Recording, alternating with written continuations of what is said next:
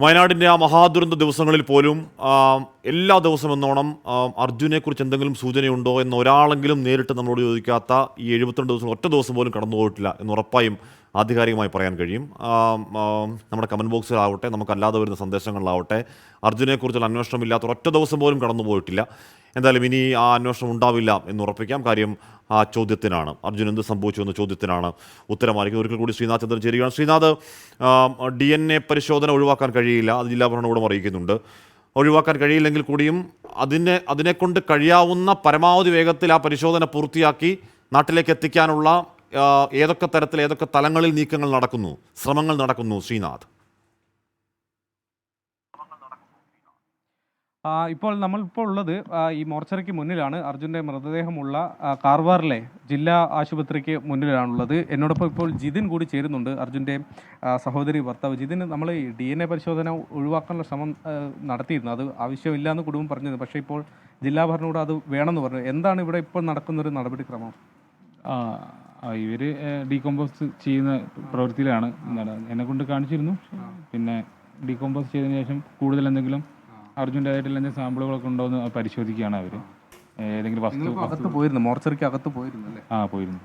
അപ്പം അത് അവരത് ചെയ്തുകൊണ്ടിരിക്കുന്നുണ്ട്. അതിനുശേഷം എന്നെ ഒന്നുകൂടി വിളിക്കാമെന്ന് പറഞ്ഞു. DNA പരിശോധന ജില്ലാ കളക്ടർ പറഞ്ഞതനുസരിച്ച് പരമാവധി 2 ദിവസം വരെ എടുക്കാം. അപ്പോൾ അത് വേഗത്തിൽ കിട്ടാനുള്ള ആരെങ്കിലും എന്തെങ്കിലും ഉറപ്പുകൾ തന്നിട്ടുണ്ടോ? ആരെങ്കിലും ശ്രമിക്കുന്നുണ്ടോ അത് കുറച്ചുകൂടി വേഗത്തിലാക്കാൻ? കുടുംബത്തിന് എന്താണ് അറിയുന്നത് ഇക്കാര്യത്തിൽ? ശ്രമം നടക്കുന്നുണ്ടെന്നാണ് ഞാൻ മനസ്സിലാക്കുന്നത്. ഇവിടെ നിന്ന് തന്നെ ഇപ്പോൾ പറഞ്ഞത് SP-യുടെ സ്പെഷ്യൽ നിർദ്ദേശപ്രകാരം തന്നെയാണ് അത് പോകുന്നത്. പെട്ടെന്ന് ആക്കും എന്നുള്ള രീതി തന്നെയാണ് ഇവിടുന്ന് പോലീസുകാരെല്ലാം പറയുന്നത്. പിന്നെ നമ്മുടെ നാട്ടിലെ ജനപ്രതിനിധികൾ ഇതിൽ ഇടപെടുന്നുണ്ടെന്നാണ് ഞാൻ മനസ്സിലാക്കുന്നത്. അങ്ങനെയെങ്കിൽ നാളെയോ അല്ലെങ്കിൽ മറ്റന്നാൾ രാവിലെ പരമാവധി വേഗത്തിൽ അത് കൊണ്ടുപോകാനുള്ള നീക്കമായിരിക്കും. ആംബുലൻസ് അടക്കമുള്ള സൗകര്യങ്ങൾ എങ്ങനെയാണ് ചെയ്യുന്നത്?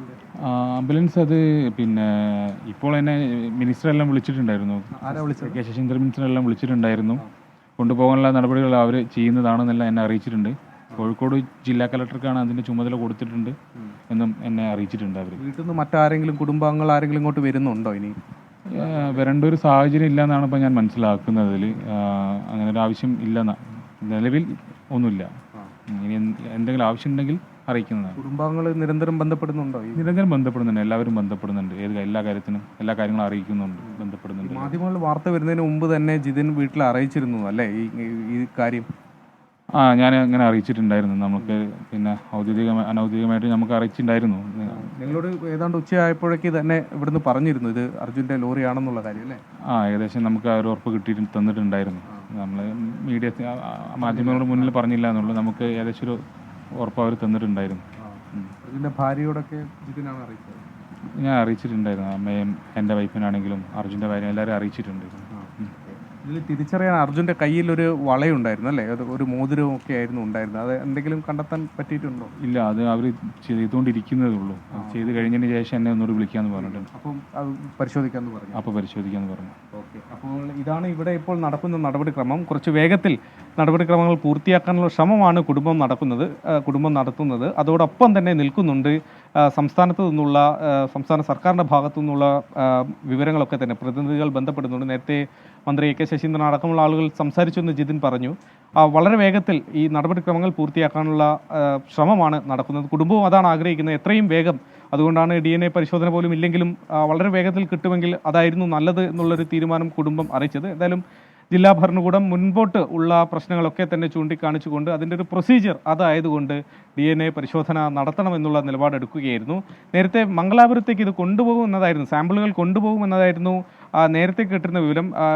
MLA അടക്കമുള്ള ആളുകൾ വൈകിട്ട് മാധ്യമങ്ങളോട് കണ്ടപ്പോൾ അതായിരുന്നു പറഞ്ഞത്. അതിനപ്പുറത്തേക്ക് സമീപത്ത് തന്നെയുള്ള ഫോറൻസിക് ലാബുകൾ ഏതെങ്കിലും കൊണ്ടുപോകാനാണ് ഇപ്പോൾ ആലോചിക്കുന്നത്. ഹുബ്ലി എന്നുള്ള പേര് കേൾക്കുന്നുണ്ട്, അത് സ്ഥിരീകരിച്ച് നമുക്ക് ലഭ്യമായിട്ടില്ല. അങ്ങനെയെങ്കിൽ വളരെ അടുത്തുള്ള ഒരു ഫോറൻസിക് ലാബിലേക്കായിരിക്കും ഇത് പരിശോധനയ്ക്ക് വേണ്ടി കൊണ്ടുപോവുക. പിന്നീട് പരിശോധന ഫലം വേഗത്തിൽ കിട്ടുന്നതോടെ തിരികെ നാട്ടിലേക്ക് മൃതദേഹം കൊണ്ടുപോകാനുള്ള നടപടികളും തുടങ്ങും. ഓക്കെ, ശ്രീനാഥ് ചന്ദ്രനാണ് ആ മോർച്ചറിക്ക് മുന്നിലുള്ളത്. അവിടെ നടപടിക്രമങ്ങൾ നടക്കുന്നുണ്ട്. അതിനുശേഷം ഒരിക്കൽ കൂടി ജിതിനെ വിളിക്കുമെന്നാണ് പറയുന്നത്. അപ്പോൾ ഈ പറയുന്ന എന്തെങ്കിലും തരത്തിൽ അർജുൻ്റെ ഏതെങ്കിലും തരത്തിലുള്ള തിരിച്ചറിയലിനുള്ള അടയാളങ്ങൾ കണ്ടെത്താൻ കഴിയുമോ എന്നുള്ള കാര്യം അല്പസമയത്തിനകം അറിയാം. അവിടെ ശ്രീനാഥുണ്ട്, കൂടെ ജിതിനുമുണ്ട്. എന്തെങ്കിലും പറഞ്ഞാൽ അപ്പോൾ തന്നെ പ്രേക്ഷകരോട് പറയുകയും ചെയ്യും. ഇപ്പോൾ വരുന്ന വാർത്ത, കർണാടക മുഖ്യമന്ത്രി സിദ്ധരാമയ്യയ്ക്ക് കേരള മുഖ്യമന്ത്രി പിണറായി വിജയൻ ഒരു കൃതജ്ഞതയുടെ കത്തെഴുതിയിരിക്കുന്നു. On behalf of the government and people of Kerala, I express deep gratitude for the efforts taken by the government of Karnataka in the rescue operation at Shirur. Your good self had responded promptly to the request from our side, and we express sincere thanks for the same. I request you to kindly convey our gratitude to the district administration, Sri Sadish Krishnasail, member of Karnataka Legislative Assembly representing the Karwar constituency, and all those who were engaged in arduous operation. Once again, I thank each and everyone who stood with our people and our family of Arjun who lost his precious life. With regards, നന്ദി അറിയിക്കുകയാണ് സംസ്ഥാനം